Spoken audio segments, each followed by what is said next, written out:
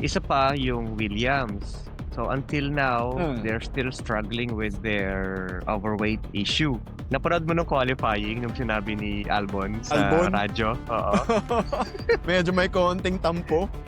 may pahaging eh. Oo. Kasi sinasabi niya, when I looked at the data, I'm losing a lot of time, around 0.3, so 0.3 of a second sa straights. So sinasabi niya dun sa radyo, siguro ako yung may problema. Kasi nakikita Sarcastic ko, na eh, no? Oo, sarcastic na. Oo, siguro driving ko yung may problema Yeah. dito. I'm sure it's my driving.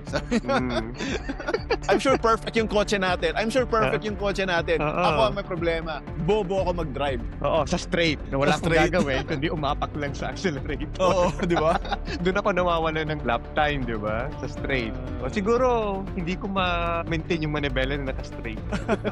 Medyo na-frustrate niya. Lumalabas na yung frustration ni Yes. Albon. Isipin mo, coming from a very good 2025. For him, hindi lang for Williams. Mm. I think his best season was Last 2025. Yeah, best Yes. performing season niya yun. So, and then all of a sudden, biglang, magiging backmarkers ba talaga tayo? P5 lang Mhm. tayo last year, ah. Tinitignan ko yung pace niya versus Checo. Sabi ko, mauungusan to ni Checo towards the end of the race. Yun nga, nagkatotoo. Sobrang puri natin sa Williams last year lang eh. After the season, parang sa atin nga, one of the biggest winners ng last season, yung Williams talaga. Dahil Yes. sa improvement, sa progress ng car nila, dun sa dalawang drivers nila na ang lakas, tapos yung mismong team chemistry, kitang-kita yung positivity at yung progress ng team chemistry ng Williams. Nagbago yung culture ng Mhm. Williams, di ba? Tapos biglang ganito, biglang lackluster yung simula ng season nila. Pero, if na-establish na ng Williams yung ganong klaseng kultura sa loob ng team, I don't think mahihirapan pa sila na i-address or ma-solve yung mga issues na to kasi nandun na yung foundation.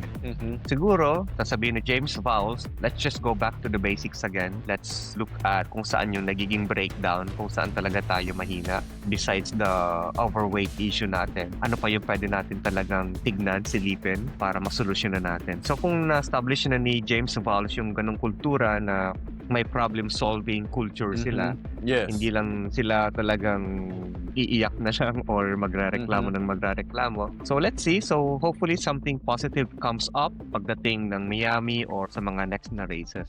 Ika nga ni Toto Wolff, 19 more races. 19 more. Ang dami pa. Dami pa yan. Kaya nakaka-excite yung ano bang gagawin ng mga teams ngayong bakasyon.